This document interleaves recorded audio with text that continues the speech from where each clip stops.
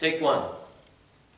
Imagine a young couple at the time of their marriage, that the groom gives the bride this heart pendant. It's contoured, it's puffy, but it's hollow.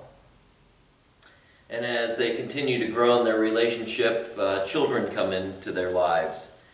And the first child, as little infants are wont to do, when there's a dangling thing, they reach up with their fingers and play with it.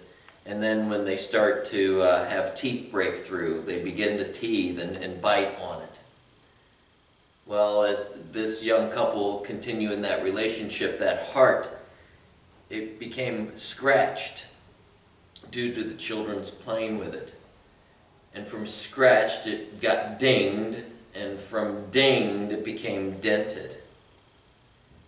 And so what you ended up was a token of what appears to be life for all of us, where something precious, a precious piece of jewelry, becomes a broken heart. In fact, life does that.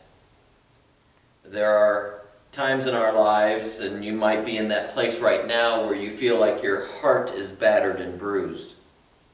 Or it might even go to the full extreme where it's not only battered and bruised, but it gets so beaten down that it becomes smashed and somewhat mangled.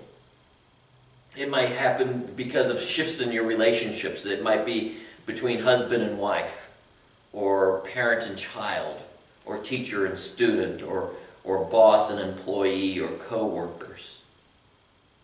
It might be due to the ravages of sin in our life, where the effects of that sin weighs heavy on us. It could be because of rejection, ridicule. It might be bad choices that you have made or somebody has made that affects you. It could be foolish decisions, or it could be the devastation of death, something that we all have experienced. And the one thing we realize is that sin in all of its manifestations breaks our hearts. In fact, sin in all of its manifestations could very well break us. But that's what Lent is all about. That's what this season helps us to do, is to realize that indeed we are broken. And we need to turn our gaze inward and examine ourselves and examine our hearts and examine our lives. And we focus what resides in the heart. And if we're really truthful, if we really understand ourselves, we will recoil at what we find. And what we end up finding is that indeed we have strayed from God's purposes. That we don't do those things that He would want us to do in being a Christ follower. We fall short of God's intention for our lives. And then our heart breaks. Our heart breaks in regret, in shame and sorrow for those things that we have left undone. Or maybe those things that we have done that we should not have done.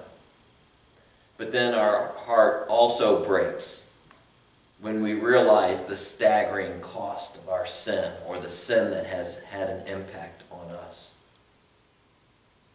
And there we are left with a broken heart. And a broken heart hurts.